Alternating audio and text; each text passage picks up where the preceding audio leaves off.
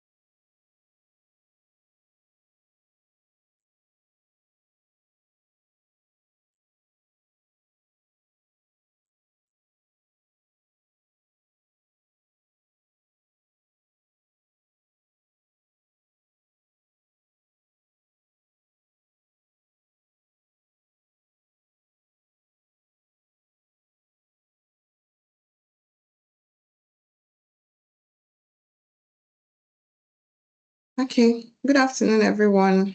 Welcome to our webinar. My name is Zainab and I'll be your moderator for today. We're very happy to have you with us to dive into the world of cybersecurity from your perspective and individual's perspective. So we're going to be focusing on how easily we become targets and what we can do to protect ourselves in an increasingly digital world. I would like to extend a special welcome to our esteemed panelists. We are very fortunate to have some very knowledgeable minds in the cybersecurity field with us today. Edem is one of our panelists, is known for a strategic approach to tackling cybersecurity threats and ensuring compliance with industry standards. Jessica is also with us. She's a senior information security specialist. She focuses on ISO 27001 and GDPR compliance.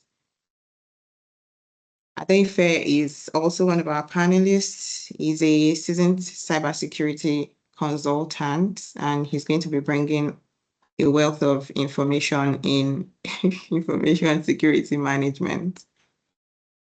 So our discussion today will explore real-world examples, how easy it is to become a target, and the actions you can take in your digital life now to secure yourself.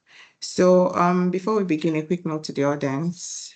Please feel free to submit your questions throughout the session via the chat.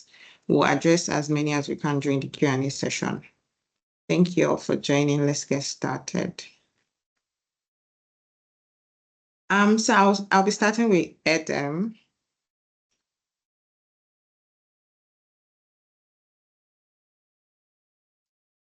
Hi, Zainab. Hi, Edem. Thank you for joining. So I'll be starting with you. A lot of people think if I have antivirus, if I have a software or anti-malware, I cannot get hacked again. Is that how it is? And what are the most common mistakes that people make when it comes to their personal cybersecurity? What are the things they can take the steps they can take to avoid falling into cyber attacks, to becoming Okay. victims of cyber attacks? Okay. Thank you, Zainab. So there's this underlying concept of a layered security approach. And what that means is that you need to have different levels of security protection measures, to defend yourself effectively. So antivirus or anti-malware would be just one element in that stack, in that security stack. Okay. I'll leave that for now, and then I'll focus more on the mistakes that people do that opens them up to attack. And a very simple one, for example, is on our mobile phones where we give apps too many permissions that are not really required. Okay. Another mistake people do is joining or connecting insecure public Wi-Fi networks, for example. There are new attacks that are coming up every day. There's a new one called juice jacking where you go to a cafe or something and you want to charge your phone in a USB port, but then that USB port is actually been planted there by bad actors, and it's designed to install malware.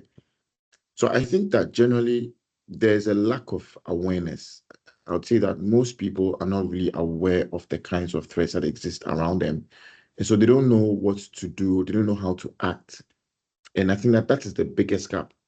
When it comes to, for example, you think that because you have an antivirus and so you're secure, it's the wrong notion. Because, for example, if you look at the way antivirus works, they work based on a constant update of these virus signatures. And so if, for example, you haven't updated your system in weeks or in months and you download a malicious file or you click on a malicious URL, chances of you being infected are actually very high. So it takes more than just the tools. It takes a bit of or a lot of awareness of the threats around and how to act responsibly as well. Thank you. Then yeah, that resonates with me. We've had a lot of incidents where there's a thing where we have people go to chargers. I'm going to put them, I call them chargers because I don't know what they are called, but they have like maybe there's in an area they have bad electricity situations. They have people that actually charge you for money to pay for phones, but what you don't for charging your phones. But what these people don't know is sometimes these people take advantage of that. So you think you're just charging your phone, but they're actually getting your data and they're hacking you. So a lot of people don't know that. I'll Yeah. move on to Jessica now and ask, what are some cybersecurity threats, those that we know that have been around for a long time, and some emerging ones that target specific individuals, and how can people stay updated on ways to protect themselves? Okay, great. Thank you. Thank you very much, Zena, for the question. I hope you can hear me clearly. Um, First thing I want to say is that this webinar, first of all, is a way people can stay aware, to be honest. Like Adam said, a lot of people are not aware of the threats that we have in our society.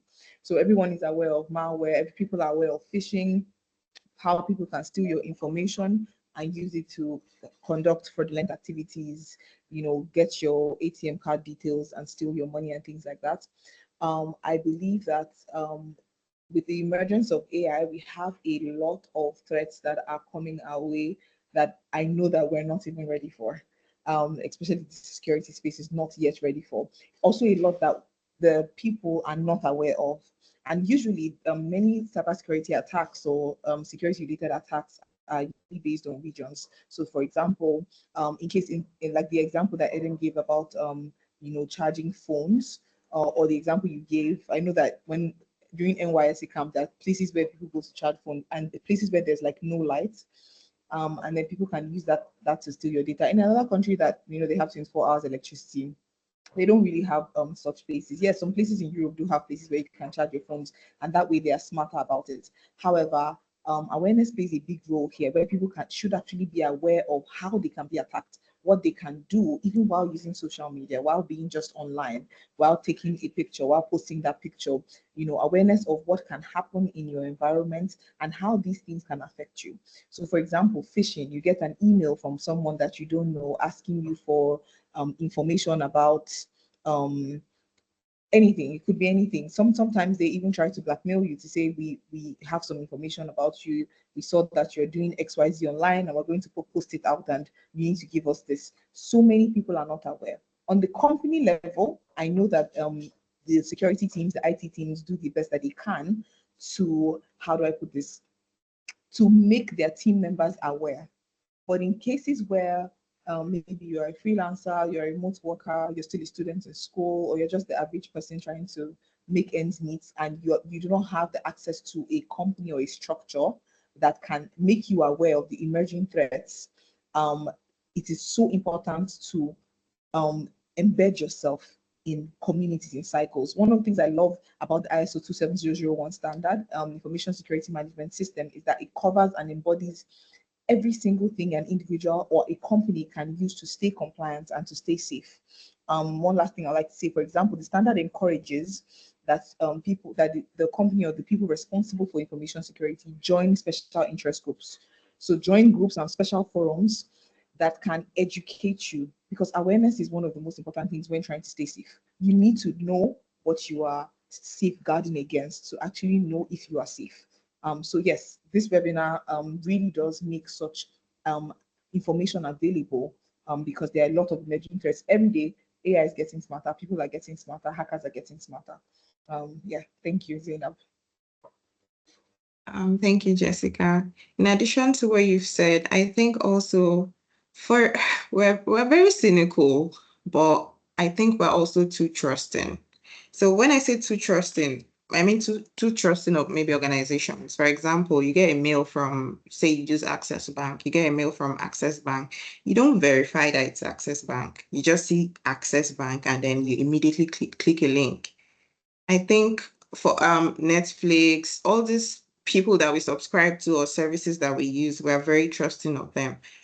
Trust but verify is a thing. So yes, it might have come from your organization, but verify that from the organization you think is coming from. But you also should verify that it is that organization. They have, and there are ways of verifying that. So maybe that's something we can look at a little later. Um, Also, something to look a little later would be the groups and special forums that people can join to keep themselves abreast of what is going on. So I'm sure there are a lot of people that are willing to know what is going on or the new threats or things that are happening. But it's not everybody that has the time to go through LinkedIn. Oh, let me check this organization's page. They do cybersecurity things. So if there's a community that they can join, maybe it's a nugget per day or something that is pushed out. It's something to look at. I'll ask Adam the same question. Are there any new threats that you know about or any threats that so for context, Adam is in Ghana, he's not in Nigeria. So maybe something that is something that is rampant in Ghana that you've noticed. Phishing is rampant everywhere, all over the world. We all know phishing, but if there's some specific threats, like Jessica had said, there are some specific threats to some specific locations. That makes sense. For areas that don't have lights, it makes sense to their vulnerability now would be through electricity. We can get them when they come to charge. So if there are some that in your area that maybe we can learn from as well, Adam. Okay. Yeah, thank you. All right. So there's one emergent threat that has sort of taken the wave by storm or whatever in the last few recent months. And it involves, so in Ghana, we're very susceptible to social engineering because of mobile money. We go out to kiosks and we do cash transfers and stuff. And it's very manual. So, your number can be written down in so many different locations and you don't know who has access to your number. So it's not even just your number, it's even the amount that you're either sending or receiving. So first of all, our information is not actually secure. It's all over the place. That's the first thing. And it opens up a vulnerability because now anyone can just pick your number and you're now a victim or you're now a target. So we are very heavily targeted by these scammers. Now we've seen scamming going from the very low level, calling you to say, hey, I sent you money, so send it back to me. Now we've seen that there's a mix of some form of insider threats with the telco companies, where they can actually now sort of manipulate the underlying SMS, should I say OS or platform, to actually initiate, pop-ups or other prompts on your phone. Okay. And is moving from there, it's becoming more sophisticated, and you have other scams that play on your need to act quickly. You have to move fast. There's an opportunity that you can't miss. You have to do this. People borrow money, and those are the more low level, very common kind of threats that we see. Cybersecurity involves Momo transactions and everything, so it's all become part of the package. But what we're seeing now, which is a bit more sophisticated, is cyber criminals are now using Google SEO manipulation, and they're actually so here when I say phishing, they're not like sending phishing emails, but they're building phishing sites. So they'll go and clone a website of, let's say, a popular restaurant in Nigeria is The Place, right? So let's say The Place has a restaurant, yeah. They will go and build their own The Place restaurant with a URL and everything. They will manipulate the Google search engine to bring it up to the top of the search ranking with their own phone numbers, and you can send money here. You will call them because you say you want to order something from The Place. You just go The Place in, let's say, maybe Lagos. You go, you see the one that comes up, pops up, you click on it, you see the number, you call, somebody's going to pick up and say, hey, yeah, hi, what do you want to order, blah, blah, blah. Okay, make payments. They give you the Momo number, and then you make the payments. Then maybe 30 minutes after, you drive to the location and you go and you say, I'm here to pick up my food. And they're like, sorry, what food? So this is something where I've seen that we thought initially it was very basic, low-level kinds of attacks, right? But now we're seeing that the threat actors are borrowing or using or recycling other well-known, global trends of, techniques or tactics, and are sort of like bringing it all together. So we see this rise in sophistication, and it's very bad because there's one particular restaurant in Ghana which has been targeted so much that now you don't really see that many people in the branch actually eating, like we see before, because they are one company that's been really, really targeted. Also, this AI is helping these criminals who initially were making spelling mistakes, were making grammatical errors. Now they've cleaned up their act. AI can help them craft messages or content that are so believable, that are so relatable to you, and it's becoming a threat because these emails now, they will go through the email gateways because they're not necessarily coming from, compromised sites, or these guys are now becoming savvy. They're building up new domains, new sites that are legit.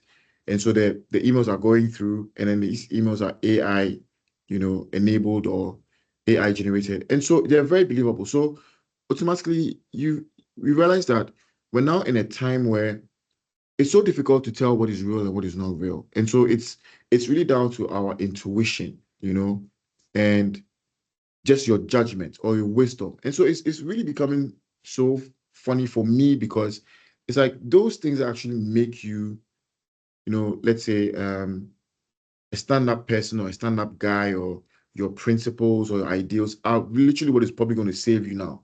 Because if you're somebody who's probably, let's say, greedy, and you get an email that's so believable, you're going to probably act on it because it's real. It's they have everything correct. So it's very tough. So this is what we're seeing with these AI emails. And I think from Ghana, that's mostly what we're seeing right now. And there's a few others, but I think I'll just focus on these for now. As we talk, I can probably share a few others. I can see some similarities between Ghana and Nigeria. So a few things you said actually are things that are happening here. For example, you said about the money scam. In our own case, I think we have more than 1 million people that do this POS. So I come to you, you give me money, I give you my card. But what people don't know is that these POS machines, they actually retain your information. They retain your bank, your name, your bank details, everything. So through this means, you can actually be hacked. Insider threats is also something we are seeing a lot of. You have bank staff working with cyber criminals. So even when they call you, they give you all of your details, you're surprised. And you think this might be real, but it really isn't. Even though I think now, because of how easy technology is, we've become it's well, that's part of the reason why we should have technology, not to become lazy, but we have become a bit lazy. So somebody calls you in your bank that, okay, this amount, they need to move it to a separate account for some reason, or they give you some ridiculous thing. But because they give you all of your details, your BVN, your name, your date of birth, you're thinking, oh, it's legit, rather than actually going to the bank to confirm. So that leads me to my next question, actually. How do we balance convenience with security? So when we're using things like social media, online banking, cloud storage, a lot of people also think cloud storage is secure. It really isn't. You have to do your part. The cloud organization or company, they do their part, but you also have to do yours to make it secure for yourself. A lot of people don't know that. They just assume, oh, now I'm on the cloud, so I'm fine. That's it. We are seeing on social media, we're seeing a lot of scams. I don't know about other countries, but Instagram scam is so bad in Nigeria. It is so bad. And the sad thing is you sometimes you're not able to tell because you can see these people have a lot of following, they have a lot of things posts. So you assume, okay, they've been doing this for a while now, so they're legit. But a lot of them are not. So I think one of the things we should look at also is how to make sure that these accounts are real, because we can't say entirely you shouldn't buy online. You should be able to buy online. That's part of life. But how do you verify that these people are real? You said something about intuition earlier. Intuition is actually a very good point. There's some Instagram accounts that you chat with, and no matter how legit they seem, you just don't feel right. Something is wrong. Why are you talking to your customer like this? If it's not like they're insulting, but they're very cold. You know, if somebody actually wants business with you, they are warm, they try to welcome you. But this person is just saying either take it or leave it. You know that okay, something is wrong somewhere. So intuition actually also it plays a part. So how do we balance convenience with security? I'll take Adam now, then Jessica can go next. Okay. I mean, you said a lot of sound bites. I mean, these are things that are real right now, and we're seeing the world around us evolve so rapidly. Um, we tend to want to always have convenience, and not balance it. That's how I think we are naturally. But then I think technology then again makes things easier for us. So you have examples of technology like biometrics. Like if you come to our phones, like facial recognition, your fingerprint scans and everything. These are things that are convenient. You can't forget your password, but at least you know that you need to keep your phone locked. And so you can use an easy technology like biometrics. There are simple MFA, multi-factor authentication tools, so that instead of using just a password that can be breached, you can actually um, secure your passwords or your account credentials with an extra layer of protection with a second factor. And the second factor could be your biometrics, or it could be a PIN code, or it could be whatever. So we're seeing technology that is actually helping to make, our lives online and our lives on our devices a bit easier and more manageable without, having security sort of become such a cumbersome, thing that is preventing us from enjoying the experience. Yeah, I think these are different ways in which people can leverage these tools and still stay secure. When it comes to the cloud, for example, password managers, for example, to help you manage your passwords across so many different accounts are helpful. So you don't have to really remember every single password, because personally, I suffer from password fatigue. If I show you my screen right now, I have like maybe 20, 30 tabs open. And so if these are all different, sites I have to log into, I have an account here, I have an account here, I have an account here. I have multitude of accounts. And sometimes it's so difficult to remember your password. That's why people go for just like simple things that they can remember. And then again, it makes them vulnerable again. Let me just give you one example. So I'm sure everyone here heard about the Colonial Pipeline breach, right?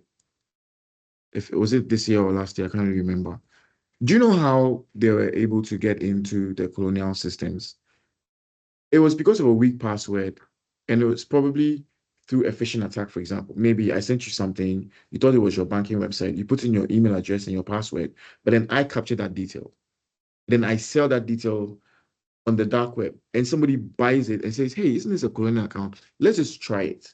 And it works. So in this case, that account login wasn't protected with MFA. So what MFA would have done would have been, okay, you log in, username password is correct, but then let's send you like a code to your phone and verify. This is something that we need to do a lot these days to protect ourselves. So that's what I'll say for now. Thank you, Adam. I totally agree. I suffer from password fatigue myself. It's, it's even for an information security specialist, it can be difficult. You cannot Yeah. have the same password across so many different sites. So you have to have different ones. You have to have all these characters in them. How do you remember all? It's very Jessica. tough. It is. Hi, Okay, great. Jessica. Thank you. Yeah. Yes. Thank you, Adam. Very, very solid points. Yeah, technology generally does make things convenient for us. However, I think also practicing basic safety guides would help. For example, one of the things in terms, I'm going to focus more on online banking because I think I've suffered from that. Before I got into information security, I remember this was so many years ago. I remember buying something online. I saw this, and like Adam said, they're creating sites that look legit, and you actually want to purchase something, and you go to the site and you put in your card details. This specifically happened to me at least 7, 8 years ago. I put in. There was this website, I was about to get a phone because I wanted to buy a phone, and I put in the my card details and everything, and guess what? My entire account was wiped in a second just by putting in those details. All the money in my account went in that minute. And I was like, what just happened? What did that teach me? To start literally checking. If I see a site, I want to know. I go to like websites like whois.net or whois.com. I want to know when that website was created, when that domain was created. Some attacks are curated just for you, just for your organization, for example. Secondly, I do not leave my card details on any online platform. If there is transfer using like a bank account, I always will pick that option. That's for online banking. It's a personal thing that I do, and anyone else can learn from this as well. Because I'll see the account name and the number, and I transfer, and you can still confirm payment. That's why I like that. Payment platforms have made other ways, so you can take this account number and then go to the bank. But when it comes to putting your card details online, best believe that the same way you are trying to stay safe and there are hackers actively trying to make sure that you get your details, the same way some of these cyber hackers are also targeting companies. So even the biggest online payment companies are also being targeted. And once there is any form of data leakage, your card details that is saved on their database is already at risk. And then you sit down just in your house on a Thursday afternoon like this and you're getting debit alerts from all over the world. So when you have when you need to pay for stuff online, don't leave your card details there. I don't advise. If there's another method to pay, that's fine. If there isn't another method to pay, once you're done putting that in, make sure you delete it. Because I had something recent and it made me remember immediately. You need to remove wherever your card is. You need to remove it. So if you do a lot of online shopping, be very careful. For social media, I'll just speak a bit about it. People post pictures without checking their environments. Some people post pictures and their ATM card is right beside them, to be honest, and you can literally see the card details, you can see everything. A good hacker that has good software, it wouldn't take them up to 10 minutes to actually guess your CVV. Once they have every all the other details, they will actually eventually get your details. So when you are posting on social media, when you are interacting with any online platform, you need to be personally aware. It's like a personal awareness. When you want to yes, you have information that you need to submit for certain things, and that's why I love the rules of GDPR. And it's interesting because we also do have NDPR in Nigeria. I know a lot of companies are not big on NDPR yet, but I also know that there are some companies that are, when companies in particular like banks or fintechs that are that handle a lot of personally identifiable information of individuals, they are big on NDPR. So don't give information that people do not need. If you're going to, for example, test out a platform online for food and they ask you when last you were at the hospital, for example. I mean, the two don't really relate, but people just fill out stuff online and just give all sorts of information. And these are the ways you can become a target. And you can, yes, you want to have your information saved somewhere. So, save my profile. So next time I come, I can just click and get what I want. I can just buy this, or I can just, you know, save my information so next time you remember me. I do not advise that you do this every time, especially platforms that you do not trust. Especially platforms you don't trust. And that's one thing I love about what Adam said about MFA or 2FA. The structures and the way MFA and 2FA was built is that it's something that you have, it's something that you own. So good thing you most likely will always be with your phone. So you need to confirm, yes, it's actually me. You most likely will be with maybe your token. You need to put in that. So for your Gmail, for any application that you know is possible, and even if for example, if there are any IT specialists or information security people, make sure that you make your team members aware that MFA should be enforced on every application, not just the core applications, because they can be, you can have 1 week link, and then the whole organization goes down because of one week link. So yes, we want it to be convenient for us, but we should always make sure that we think one step ahead. If I'm a thief, would I do this? Maybe I shouldn't keep this here. Maybe I should edit this picture. Maybe I should blur this out. Maybe I should delete this card detail from that platform. Maybe I shouldn't save my profile here. Maybe I applied for this job over a year ago, and now they're asking if they consent to keep my data. Maybe they don't need my data. Maybe I don't need to apply again. Maybe I should apply next time I want to apply, and I should request that my data be deleted, because we also have our information on so many especially for people that are currently job hunting. When you apply for jobs, your information is on so many databases that you have no idea. And once the company or the software or the system suffers any form of breach, you are automatically liable for phishing attempts or attacks or any form of cyber attacks. Yeah, that's what I have to say. Yeah, Zainab, can I just add one more thing? Yes, please. I mean, like, it sounds very complicated because our lives are definitely now, both physical and virtual. So most people live virtual more than even physical now.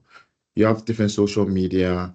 You have now all these virtual reality, augmented reality, all these different flavors of technology are coming and moving us into this digital realm. So whilst Jessica was speaking, I was like, you know what, let me just add something so that we can set the right tone for the audience in terms of protecting ourselves. And this is what I'm saying. If we understand very well that you live in a house and your house has a gate and it has maybe a security man or barbed wire and a lock and a key, some offices have biometric and all those other gadgets and gizmos, then how are you protecting your digital life? So she mentioned your data on different sites, your card details. How are you protecting all these assets in your digital life? So we just need to take a step back and in our everyday lives, just come to the understanding of the realization that the same way that we are so big on, physical security, you want to lock your car. You want to fix an alarm on your car when you go somewhere because you want your car to be secure. But what are you doing to secure your digital life? Now, from what Jessica said again, people posting too much I can actually, maybe let's say you posted your NIN by mistake. You went shopping, and once I get that NIN, I can clone your identity. I can steal your identity. I can go into a bank. I can open an account, can go get an overdraft, max it out, walk away, and you are the person who's going to suffer for it.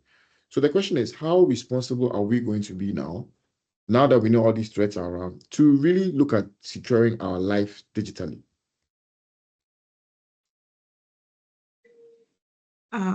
Yes, earlier I was going to, before you went, Adam, I was going to say something.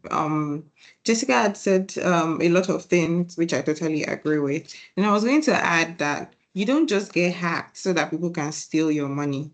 And then you mentioned identity theft. That's another very good reason why somebody could hack you. I don't necessarily have to go after the money you have. I can just become you and then do a lot of terrible things in your name. So something we are seeing in Nigeria is people are using other people's numbers to secure loans. They're using other people's identity to secure loans. And then the original person is getting notifications that your loan is due, you're going to be fined, all of this. And they are confused, like I didn't try to get a loan. But so there are many reasons why people get hacked. It's not just for your money to be stolen. And then Adam earlier mentioned fake sites that are being built. And then something Jessica said as well, weird questions. If you're seeing weird questions. So if I'm thinking like a thief here, if I build a fake website for you to go to, if I want to steal your identity, for example, I could ask you weird questions for your security questions. Some sites have security questions in case you're locked out. So I could ask you, like, what is your grandmother's name? A lot of people use that as their passwords or your mother's maiden name. Now I can become you. So there are a lot of ways. They are very creative, these people. So also something Jessica said was about your card details. Some of us that use food platforms have our card details on our food platform. So once you buy the rice, automatically you just pick your card. You're not entering any details because you've already saved it. On shopping platforms, same thing. Transportation platforms, you have Uber, you have Bolt, your cards are there. So even if you're secure on your own end, like Jessica said, these companies, they're also targeted.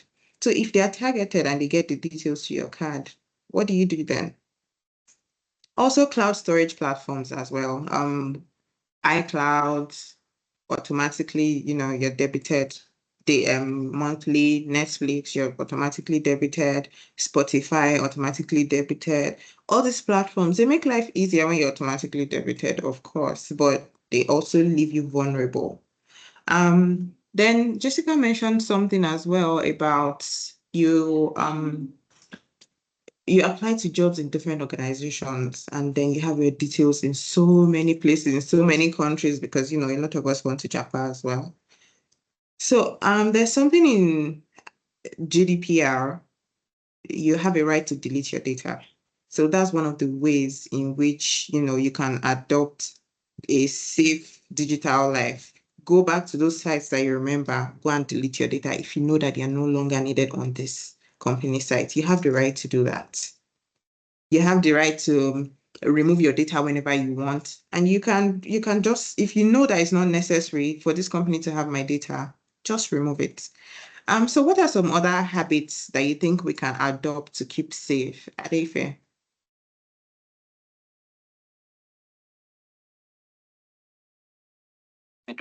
Sorry, please. Can you come again, please? Yeah, so I was asking about ways we can stay safe online. So I'd mentioned earlier that some of the things you can do is on some sites where you have your details, you can go delete them, remove your cards on like payments or your payment methods from sites that you have them to keep safe. So what are some other ones that you can some other steps that you can take to stay safe online? I think the first thing is we need to treat our online space like our really private, no matter how public it is, right? We need to treat it as private as we can, because when you look at where you built your house, it's public. You built your house outside, but where you live is outside. But there's a way you can still create some form of privacy within like a public space, right? So looking at that, I would always recommend that number one, it starts from little things like the kind of details you put about yourself outside. Some, because of where the kind of country we live in, people can just say, oh, drop your account number, drop your phone number, drop your this to get this giveaway. And for happening, you have dropped little detail here, little detail here, little detail here, little detail here. When the bad boys bring all the details together, if what's happening, they've accessed your system already. Right. So there's certain information you should not put online. Like there's certain information that are really personal you should not put online. I don't think you should put your phone numbers online. I don't think you should put your account number, your special, like Nigeria, like your BVN. There's no need, because some of these details are tiled down to other details. What do I mean? If I access your BVN, even for those of us that work in the red team, some people that work in, some cyber professionals that work in the red team, you know how you can just use one particular detail to get every other detail you want to get. So it's important that you don't put your details online. Then another thing that people always want to do is ensure that you only trust yourself. Let me use that word. Like, it's only, you only trust yourself. You only trust what you can do with your own data.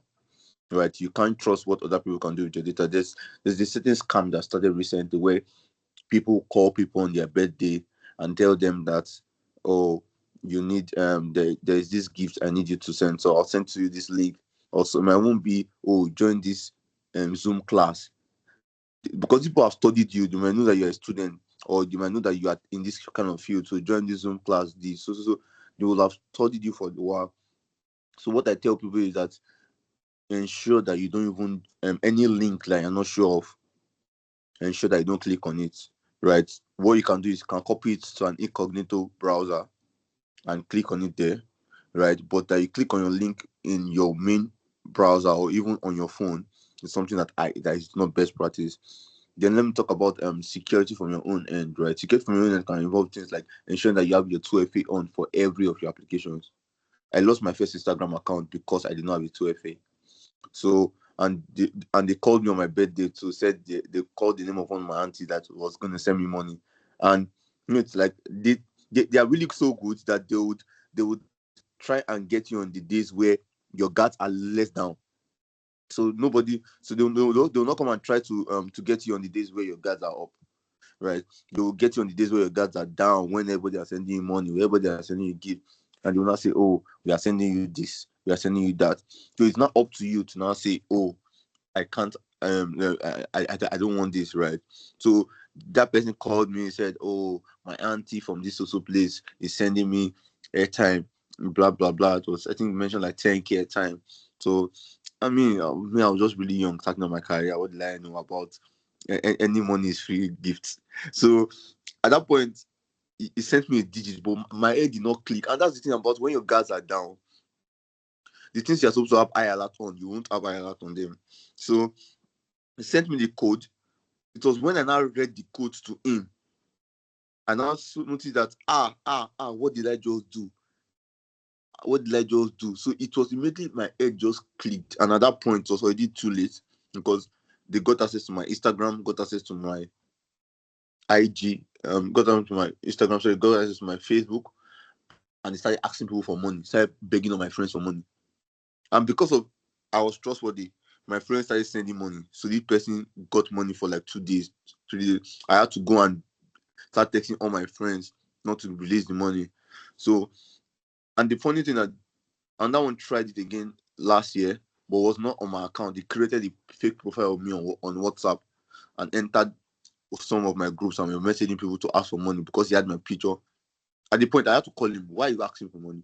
I had to call his phone number because it was not my phone number. Right? It was another phone number that was cloned with my picture as the DP. So I now had to call the person. The person was not saying he's broke, that I should please send him 10,000 naira. I'm like, why are you having to do that with my details? So having a 2FA means they cannot get access to your system, right? So I think everybody should have 2FA. Use a strong password, right? If you are the kind of person that you have problems remembering passwords, then use a password manager. Like, use a password manager that you have passworded, right? Because a lot of our secrets are not as safe as we think. Right, they're not as safe as we think. Just yesterday, my friends were telling me about how there's a particular top delivery company, food delivery company in Nigeria, that when you log into their backend, you can, if you just run one of your red team applications, you will get all their customer details. right? And so imagine, and the person just sent a snapshot of it on Twitter. The person posted a snapshot of it on Twitter.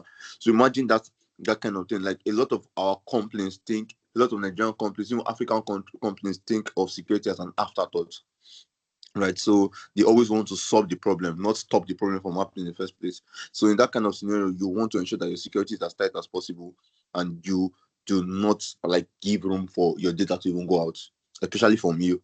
It can go out from another person, but coming out from me is where the big problem is, because who are you going to blame? You're going to blame yourself. So I think those are just the tips. These days, there's a lot of social engineering happening. People are phishing emails up and down. People are just clicking on it as if they are clicking on their name. So you have to be as secure as possible. Thank you. Thank you, Adesha. It seems like 2 of the panelists so far has been scammed. Well, 3, including me, because I was scammed on Instagram myself, which was why I was so angry when I was talking about it. So you know that we're knowledgeable about it. Even if you are seasoned in information security, these people will still shock you with they are very brilliant. And like the Adefe says, they know who they know the people that they go after. They actually do their research on you really well. So they know the people that they go after. So let's just talk about the surprising ways hackers can gain access to people's data that they don't know. One of the ways was what Adefe just said. The Was it the logistics company or the food company that had details of the customers are not secure? That's one way to get it. Another way that we talked about earlier was people that collude with cyber criminals, insider threats, people within the company that collude with cyber criminals outside. That's another way. So something I learned recently as well is social media. Again, I know not because I was born, it's just there it collects a lot of information about you, a lot of information. You might think it's just, oh, my personal data, my photos, things like that. They collect behavioral data as well. So I don't know if anybody has run ads on social media, but one of the ways to target the people you want. So maybe I sell children's clothes. How do I target specific people that I know will buy children's clothes? Is because these people, they have done this online, or they follow accounts that post about it, or they even have information about things like maybe your sister just gave birth recently, so you might want to buy a gift for her. Social media collects a lot of information, your location, the kind of device you are using, your financial information, because there's a particular space, a particular place when you're doing your ads that says you target people that earn above a certain bracket. You can maybe people um that make above $100,000 or $200,000. They have so much information that you can literally pick the people that you want to target with your ads. And that's also another way to find people to hack. So are there some other surprising ways that you guys know about, Jessica? Yes. One surprising way is actually fake jobs. And this is really on the rise now, because a lot of people are, I mean, I don't know about Ghana where Edem is, and I don't know where Adife is, but a lot of people in Nigeria are hoping to get remote jobs. You know, people want, aside wanting to japa, people actually want to earn in foreign currency. So a lot of these attackers have duplicated sites. In fact, sometimes they write scripts and embed them into some of these weak websites with vulnerabilities that the security team have not, found out about. And these scripts are embedded in where you upload your CV. And while the company that you are actually applying to is also getting your CV, they are also getting a copy of your CV as well. And when they get that copy of your CV, they have your information, and then they can send you, and again they've now created another website that looks like the company that you applied for. They go as far as checking jobs that you would most likely want to apply for based on the CV that they have of you. and then they reach out to you as a fake HR person, set up a LinkedIn account. I mean, what I'm telling you is a real life experience that I have experienced, not to me. They tried it to somebody else, and I was the person that was brought in as like a consultant to sort of analyze what happened. And after my review and analysis, I was like, wow, this person is smart. You know, they actually targeted the person, and you apply for the job and you get an email from the HR. You conduct a meeting. Most times they will not turn on their cameras. You conduct a meeting, you start the job. After you start the job, then they tell you, oh, you need your office equipment. But because we are outside your region or we're outside Africa, it's hard for us to send you XYZ amount of dollars to buy your computer. They set up a fake e-commerce website, a shop, where you can pay and buy this laptop. They tell you, you know what, pay for the laptop. When we're paying your salary, we'll pay you back the $1,500. And then you're thinking, oh, I have a new job and the salary is probably $6,000. And you use your card detail and pay the $1,500. And that's the end of the scam. Everything, your employment, everything is gone from there. All they needed you to do, the entire goal was to get you to buy something from that website, buy that laptop. And it's not just a laptop. You buy your laptop, you buy your table, you buy your chair. If you are fancy and you want a monitor, you want lights, you buy all of that, and it's adding. And you, in your head, you're thinking, oh, by the time they pay me back, if I spend like $3,000 and they pay me back, I would have like, but the exchange rate will increase. By the time I convert it to Naira, my dear, you have just been scammed. This has happened to someone and he lost all that money. The second person sort of like found out that it was a scam, and he was like, you know what, let me actually check.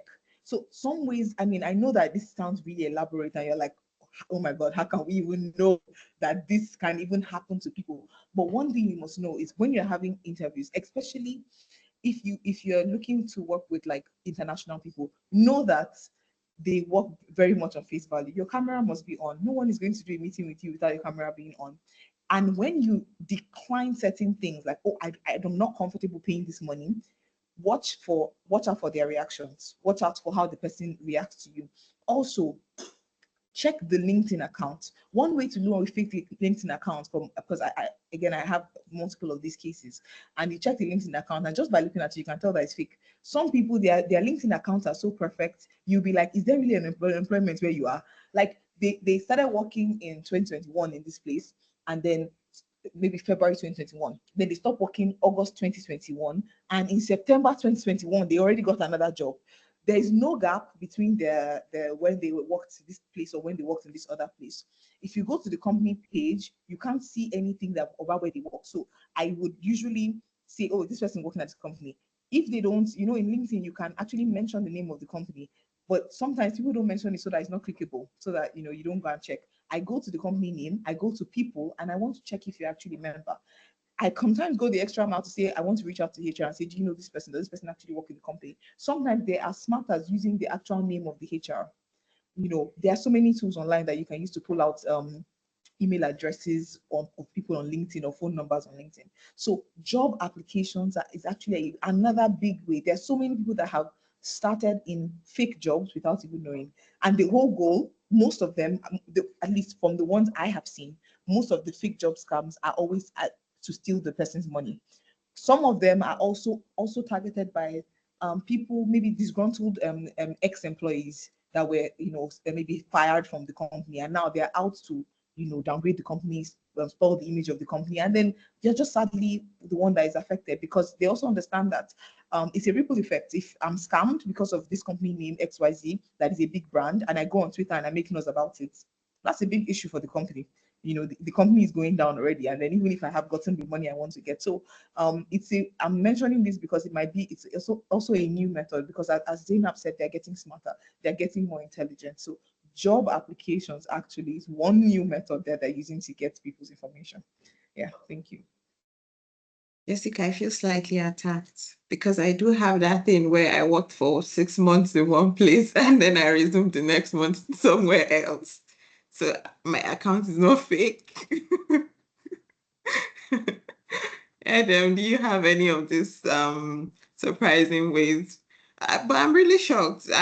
Well, am I shocked? It's interesting that these people put in this amount of effort into these scams, somebody would say they could actually put that amount of effort into getting a legitimate job. But I guess the money is not quick enough.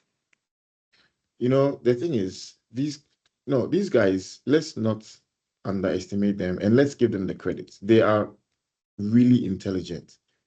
These are probably guys who didn't go to the formal education or academic system, but they are smart. They have street smarts. And for example, what you just said, Jessica, about that fake job scan, to me, it's one of the most elaborate I have heard. Can you imagine when they were planning, and can you imagine the behavioral psychology that they are using? Can you imagine how they know the emotions that they will play? I mean, these guys, I'll give them a PhD, degree level in scamming, because these guys are not small. They're very, very, very intelligent. And that's what we need to understand. We think that scammers are, they sound very crude, they are bush, or they are this and they are that. But no, it's changing. I had a call, actually, funny enough, just yesterday. And for a minute, it was very believable. I saw myself, like, everything stopped, and this guy had me locked into him, right? He called me. In my mind, I'm like, who is this? I don't even know who this guy is. But he calls me, calls my name, and is just on a roll, telling me about, he's calling from like, for example, like a hydroelectric power, institution, power dam. When I hear that, I'm like, damn, like, wow, like, that would be an ideal client. That was what I was going through my mind, in my thought process. And he was telling me how we needed to get something. There's a job that was going on, and they needed to get a part, but he wasn't able to get the part from the supplier. So he wants to use me and my company to order, and then we can split the money, because it's very urgent. The board, they need to approve this thing as soon as possible. It doesn't matter how much it is, they are going to approve the spend. And honestly, for a brief moment, I was actually in my head thinking, what an opportunity. Wow, this is probably a one-off, man. I need to look sharp. But then, at the same time, I was telling myself, like, hold on. Why is there this urgency? Why is it so urgent? Why can't we do it next week? Why can't we do it tomorrow? Why is it now, now, now, now, now, now? So most of them have this urgent, appeal. It's like, act now, or, that's it. So I'll say that we need to be very cautious of ourselves. We need to be very careful. Let's not, for the sake of a better life, for the sake of Jackpot, for the sake of some more money, risk what you have now. Because I've realized that if we learn to value what we have, we won't really be misled by these scammers, because they are very smart. They're very believable. This is what happened to me recently. I know also about these fake apps on Google Store, on the Apple Store and everything, but people don't pay much attention to them. And I'm sure there are so many people, maybe even part of this audience, who have a fake app on their phone that is probably collecting their personal data. So why do we wonder how people know so much about us? How do we wonder how people know our birthdays if we don't post them online and stuff? So there's a whole risk. I think for me, it goes beyond maybe just one channel. I think it's a whole network of different facets. One way is getting to understand you more. One way is using that information to socially engineer you. One way is putting you in some kind of I don't know, heat map analytical chart to say, where can we get this guy? This guy has his traits, he works in this company, his salary range is this. What can we get? Does he like yours? Okay, let's send him a phishing link. Let's send him this, let's send him that. So you probably have more examples than I have. Okay, but at the end of the day, they play on just a few things. It's us, our emotions, our appetite for greed, our lust, our, all those, I don't know how to refer to them, but all those things where it's not something that you're going to work on and spend time to get. It's like, how can I get a fast way out? How can I get a payday today? Uh, in real life, I don't think anything really works like that. So if it sounds too real, or it sounds too true, then something is wrong. You know what I mean? So yeah, I think I'll just end there with that. Thank you, Adam. Okay. So, Adefe, well, Adefe already told us about his experience. Was it last week? During his birthday? Oh, yeah, that reminded me. I was going to say that after Adefe went. There's this thing where on your birthdays as well, or maybe some celebration you have, there's an anonymous person that wants to gift you with something. And a supposed vendor calls you, oh, an anonymous person wants to send you a birthday gift or a birthday card or cake or something. And then you're so excited and you give them your details and they come to your house and attack you. So we should really, really be cautious. And that also goes to, well, it's greed, like Adam said. Because if you're not greedy, why would an anonymous person and want to send you something? You don't verify there's any of the people that you know.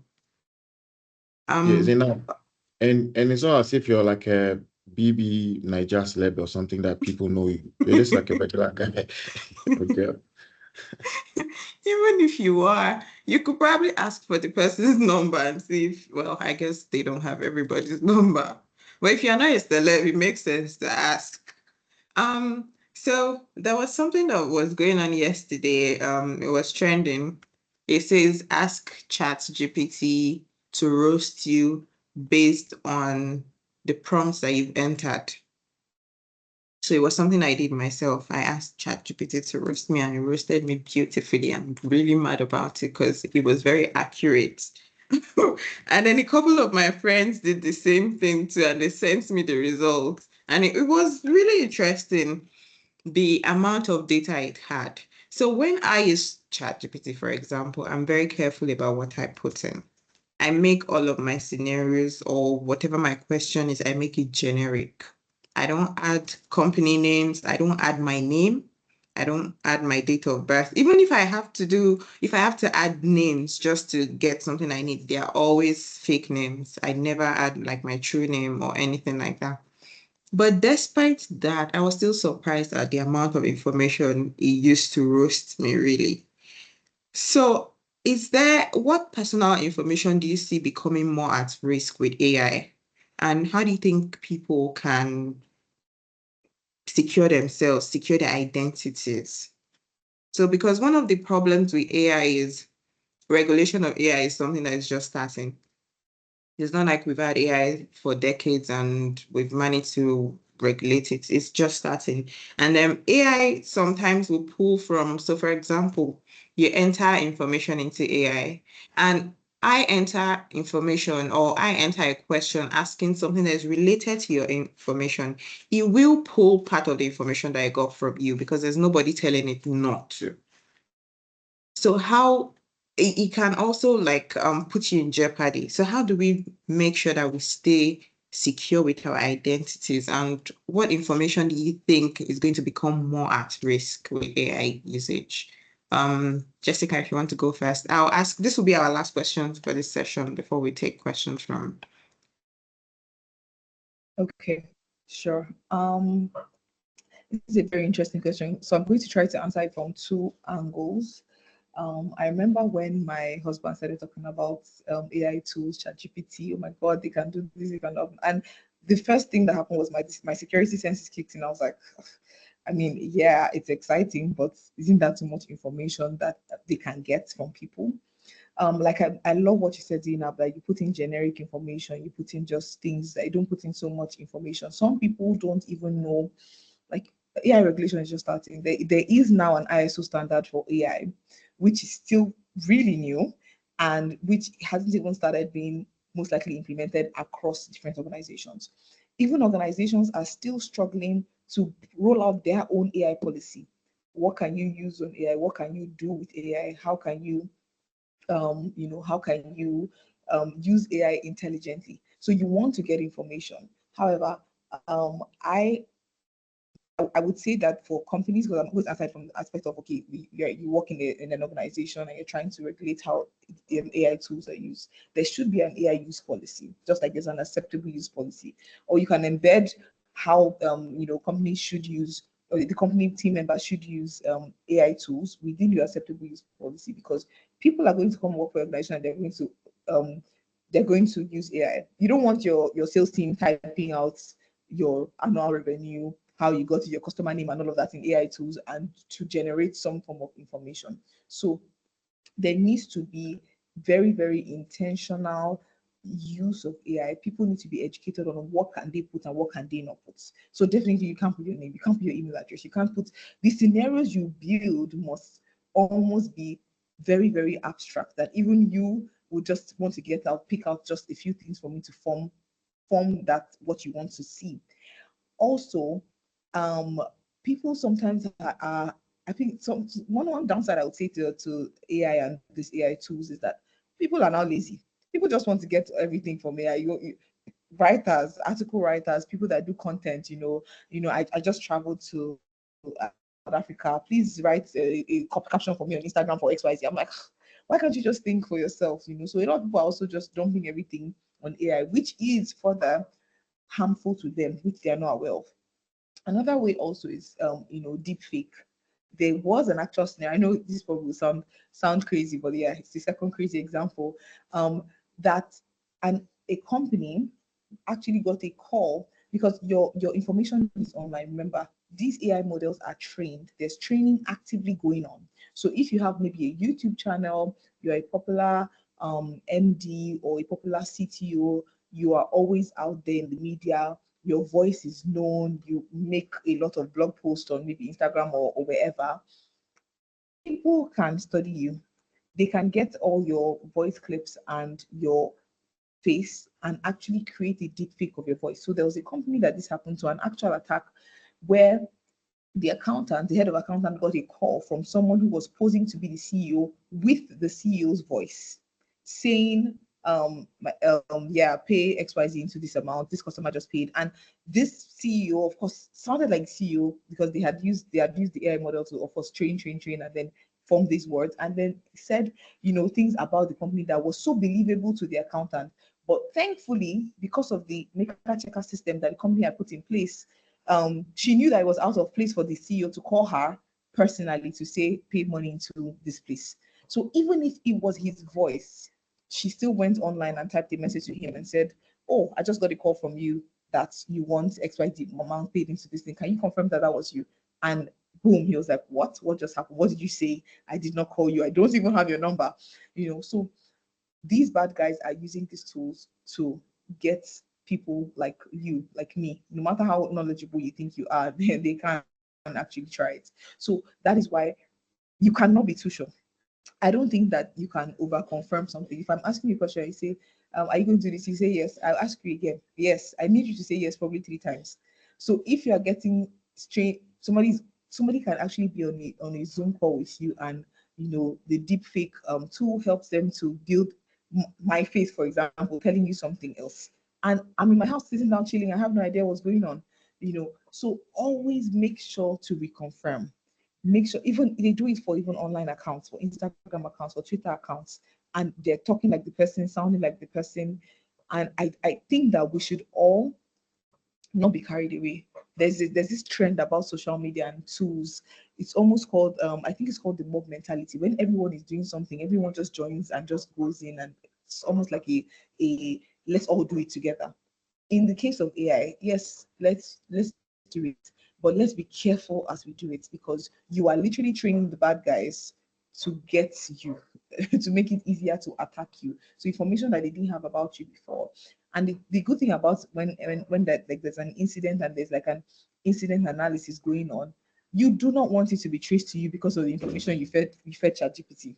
You really don't want it to be traced because you can be sued, you can be arrested, you can be sacked being the least thing that can happen to you, obviously. If you just imagine you're sued for millions of euros or dollars or even naira. So yeah, that's my addition here as we wrap up. Thank you. Thank you, Jessica. I saw a show one time. It was a reality show. I don't know what it's called, but this was to emphasize the deepfake, how real it seems. They have spouses go on the show, And then they'll show it's something to say about if you know your spouse well or something like that. Then they will have, for example, they have a video of the guy shown to the woman, and maybe he's talking to somebody and he's telling her, "Oh, I love you. My wife is just, we're just friends. It's nothing serious. We're in a marriage, but it's nothing serious." And then the wife is looking at it and she's very angry. And they ask her, "Do you think that's real or not?" And that's actually not real, but it's his face saying everything, his body's doing everything, and it's so real. There's no way to tell if it is, there's no way to tell that it's fake. That's how deep fake really is. Like it's so, you think it's genuine. Uh, Adam, do you want to go next? Yeah, I mean, I think there was a story where some guy used a deep fake and was actually able to scam a company in excess of about £2 million. This was a few years ago when deep fake technology isn't where it is now. You know, when it comes to AI and our privacy and our data, I look at it from two different angles. First of all, the device I'm using to access my AI, how secure is it? Because if I leave that device out there, whether it's exploited, whether my password was, I don't know, breached or whatever, I don't really care about the attack path.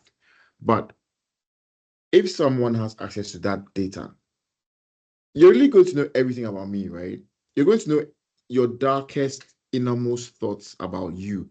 That would be such a huge invasion of your privacy. So that is one thing to think about. How do we protect from a device level, you know, how we actually access those AI platforms? So I'll look at it like that.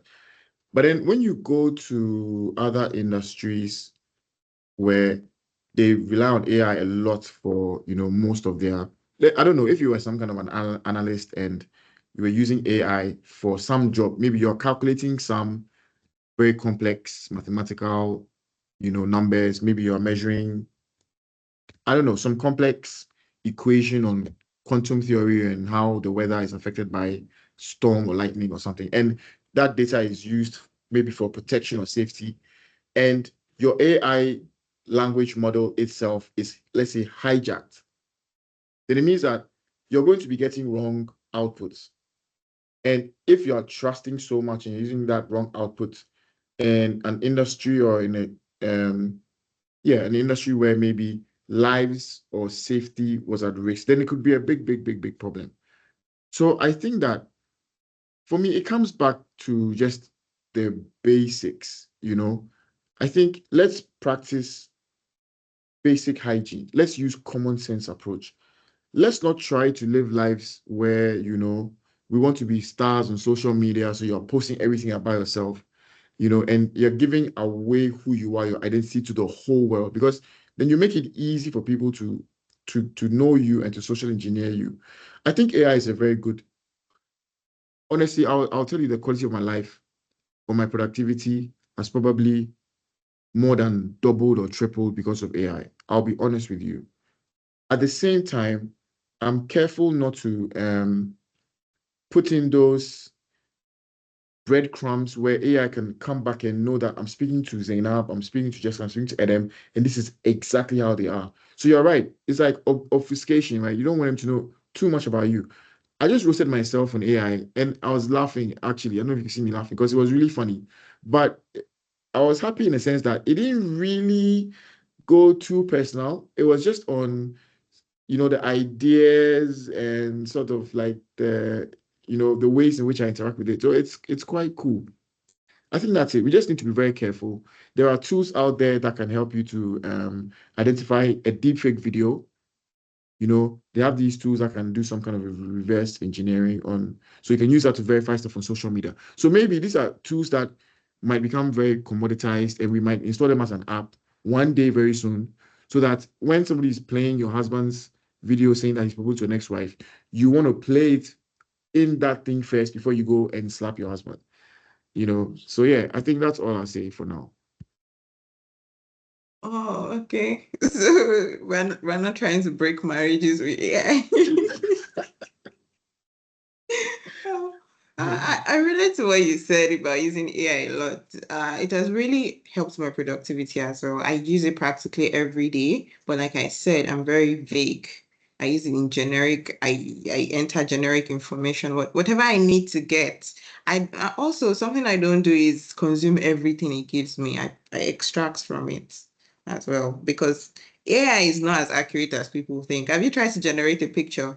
It's something that frustrates me with ChatGPT, especially. I say generate an image, do not include words. It will include words. I don't know if it's just out to get me or it's everybody, but it really is not accurate as people think. But it Yeah. helps you at least with this with something we have a lot in the world is there's a lot of information, but a lot of it is theoretical. So something AI helps me with is practical steps to do things. I want to set up a business. What are the practical steps? Yeah, so somebody says set up a business name, but how do I go about it? So it is very good when it comes to this things. There's Um, Zainab, do you mind if I just say something which has been yes, on my mind? I please. just want to share it with everybody.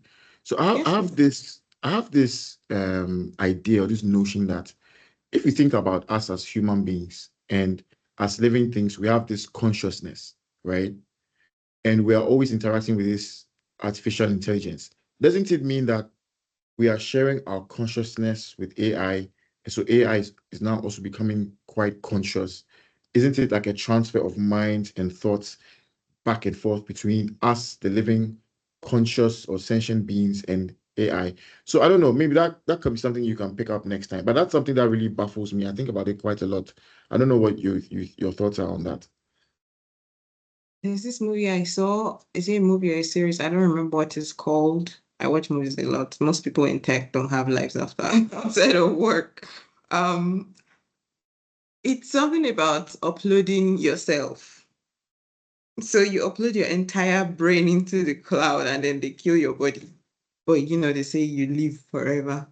So it's kind of like that. You're going to train your AI to the point where it becomes like you. There's also another movie that I saw where this guy he builds artificial intelligence and he built it so well that he actually died, but they thought his consciousness was inside it. They couldn't inside the AI, they couldn't explain it. It had become him. So it behaved like him, thought like everything he would do in a certain situation, the AI did. I think that's where we are heading to.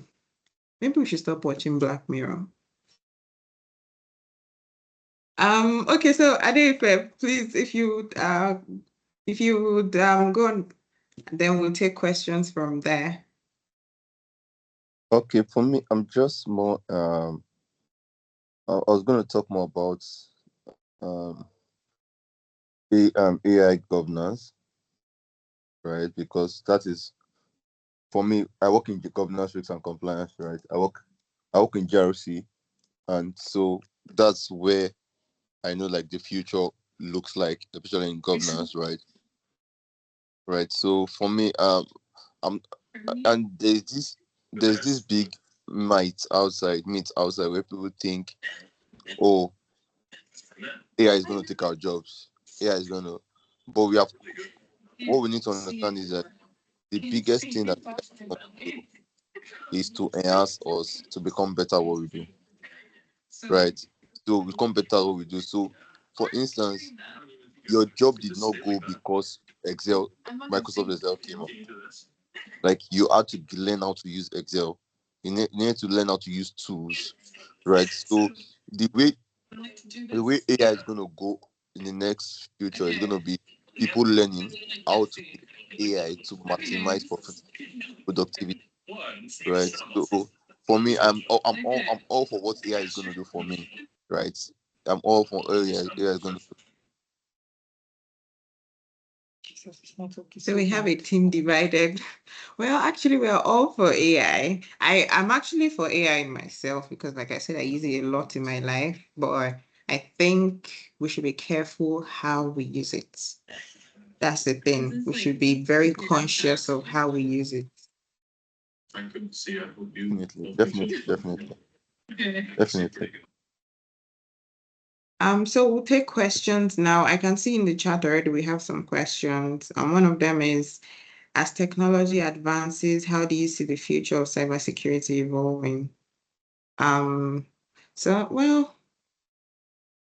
cybersecurity will continue to evolve because there's technology is advancing every day. We have new threats. There has to be ways to manage those threats. There's AI now. There's something that will come in another 2, 3 years that we'll all be excited about. So cybersecurity has to continue to evolve. What do you think, Jessica? Yes, totally. I share the same opinion. If anything, I actually think that cybersecurity specialists will be needed more in the upcoming years. Why? Because yeah, we are talking about how AI is evolving. People are, I mean, the way you're looking for how AI can improve your productivity and your life and your job, people are looking for how to use it to scam other people. Like they're looking for how to invent some kind of virus that can, manipulate and go under any kind of anti-malware, antivirus that you have installed. People are actively using different tools, whether with AI or without AI, to target other people and to do bad things. So and this is where the cybersecurity people come in and say, oh, you know what? Because most of this is going to happen on the web. So most of this is going to happen, online in a digital space. So yes, cybersecurity is definitely going to evolve. There will be more trainings, there will be more courses, there will probably be more standards. I mean, I find it interesting because there will be a lot of changes that will happen in the coming years because people need to stay safe even while still being online because online is not going away. I mean, with the advent of COVID, we had so many things happening online. Like before, remote work was, I mean, remote work was there, but it wasn't like really, really there. COVID came and left, and then remote work is everywhere. So more people are coming online. Online is not going anywhere. So same with online is not going anywhere. Even with AI, cybersecurity is just only going to evolve and get better. Yeah. Yeah, so something Adam said earlier was we have our physical lives and our our virtual lives. I think maybe 70% virtual now, 30% physical. How many people actually meet in person anymore? We're all on FaceTime or something. Most of our lives are virtual now. And yeah, Jessica said cybersecurity specialists will be needed more in the future. So that's cha-ching for us, no? Adam, what do you think? It's okay. So I think it's a very complex answer to this because there are so many things going on around. And I think about the guys who are already in the game, the guys and the girls who are already in the game, who are already in cybersecurity, versus the ones that are now coming into it. I try to think how are those guys going to sort of like level up or scale up to this complex evolving landscape where you don't have only just AI, you have robotics now as a thing. You have in the future they will call it cybernetics, where you're doing like part human and part automation. You have this thing which to me is going to be like the next thing of the future, where you see a digital replica of some kind, like your house. Imagine your house had its digital twin. So in your digital life, you could maybe close a door by pressing a button in that digital world, and it would close the physical door in the house. So we're I also think seeing the we have merging of that. Is that not what Meta does?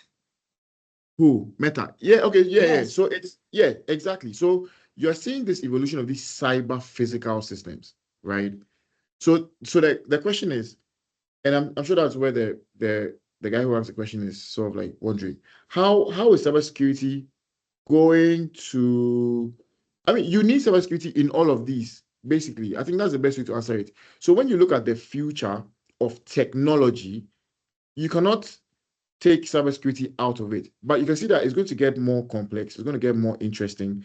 It might get more easy because now you can do things at a click of a button, or you can respond with AI as well. But it's definitely going to become very, very interesting. It's going to become a very integral part of securing this cyber space. I agree with that. IoT is also something to look out for. Um, your TVs are watching you, Siri's watching you. Every all these devices that you think, oh, they're so fancy, they make my life easier. You have voice control Yeah. on your phone, you don't turn it off, and you talk about, Yeah. oh, I need to get the Birkin, and you wonder why you're seeing Birkin ads pop up or something. So these things, everything that you own, all your electronic devices are listening to you. So be careful. Something that we're getting a lot of questions about now is how can we use AI to secure ourselves? So that's a very funny question because we're trying to secure ourselves from AI. So how are we using that same AI to secure ourselves? It's quite confusing. But we're not going to talk on that today because it will take a very long time. That's a debate for another day. We have another question. What are the misconceptions people have about cybersecurity and how can we address them? Well, I'll take that first. One misconception people have is one solution can solve all of their problems. So because I have antivirus on my phone now, I'm secure. No, you're not.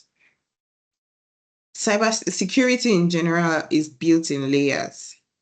One thing does maybe a few things, another solution does a few things, another tool does a few things. You don't have just one thing. There's no one solution or one tool that can solve all of your security problems. It's built in layers. And the most important part of that layer is a human element. Because if you have secured your house, there's bulletproof, you have bulletproof windows, you have your doors are like heavy duty, they are not penetrable by bullets or something. Your security guards, they are from Israel or something. Yeah. But you go and open your door. You just walk out of your building and you open your door and anybody could enter. So what's the use of all of that, expensive gear that you have securing your house? So human element is a very important aspect of cybersecurity that people actually don't know about. They just think, oh, I'll get all these tools and none of my problems are solved. You yourself are a problem that needs to be solved. So, so I'll let Adefe take this.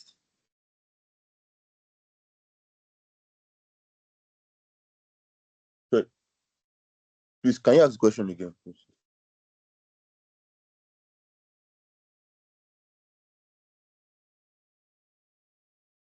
Hello? Can you hear me? Zainab, you're I muted. think Adefe is having. Oh, sorry. Yeah, I said some. I didn't realize I was muted. Some misconceptions people have about cybersecurity. That everybody are hackers. Because think everybody are How can hackers. we address that misconception? Get into the field. Like there's a whole lot in the field. You have people who are working in governance, risk, and compliance. You have people who are doing forensics, digital, threat intelligence. You have people who are hackers properly. I mean, ethical hackers, right? So the field is a really wild field, right? And I feel like there'll be some form of interest in the field when you begin to learn about the field, right? You cannot just say you want to. You cannot just say, oh, everybody, because once, and this is another misconception is that they think that whenever they have problems that you can solve it. So people just meet you and say, oh, my Facebook was hacked, what can I do? My this thing was hacked, what can I do? How can I can't solve all your problems, so please. So and a lot of the time they don't also understand that cybersecurity sometimes we, especially the best form of cybersecurity practice is from the offensive side, where you prevent it from happening rather than you trying to solve the problem after it has happened, right? So those are the major misconceptions I know. I agree. Yes, it's better to be to prepare for something to happen than react when it happens. That's usually not a very good strategy because you're not level. When you're preparing, you're level-headed. You take all the things you need to take into consideration. But when you're reacting, you're just everywhere at once, and it's never really a good thing. Adam. For me, I think the biggest misconception from a people point of view is when, for example, you have people that believe that you see an ad on Instagram that says that pay $500 and join this cybersecurity masterclass for 3 months and become a cybersecurity expert. That to me is like one of the biggest misconceptions.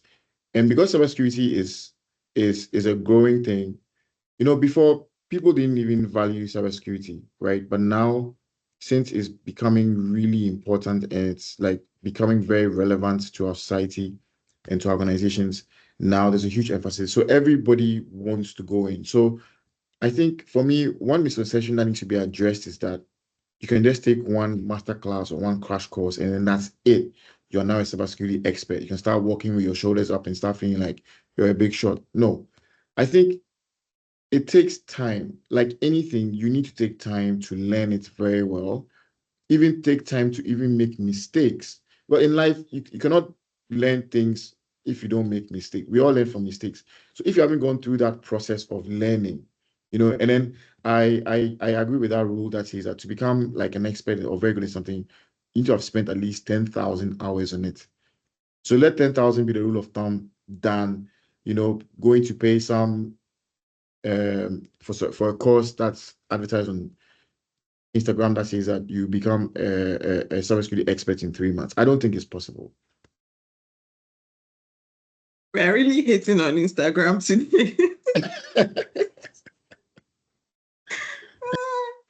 Jessica. Okay, for me, the biggest misconception is that information security and cybersecurity are the same.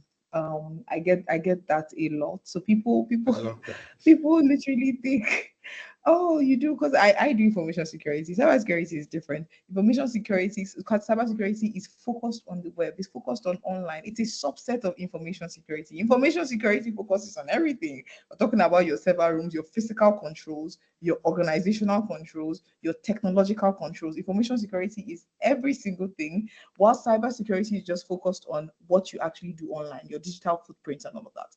However, once you say you do information security, everybody's like, please, oh, my antivirus, I'm not sure. I'm like, that I don't call me for that.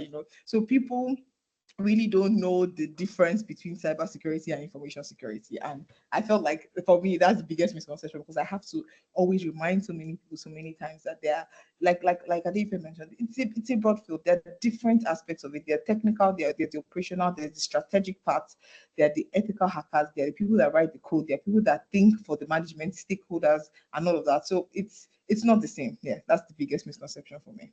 Yeah. Bless you for saying that. And even me in my journey, right? Because we focus on cybersecurity, we didn't realize that, actually most people, even in the business, don't know the difference between information security and cybersecurity, even the practitioners themselves. I agree So, with that. yeah, I'm so happy you said that, because we had to carve.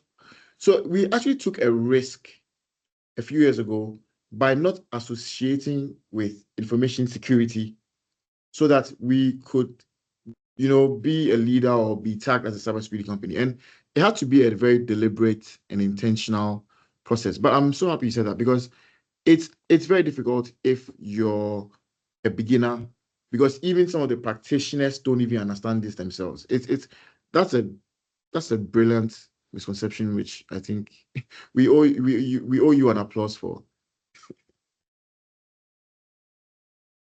I think sometimes some people also use cybersecurity because how many people when you're talking to do you think they understand what information security is or have ever heard of information security? But everybody has heard of cybersecurity. So I just say, okay, I'm a cybersecurity expert.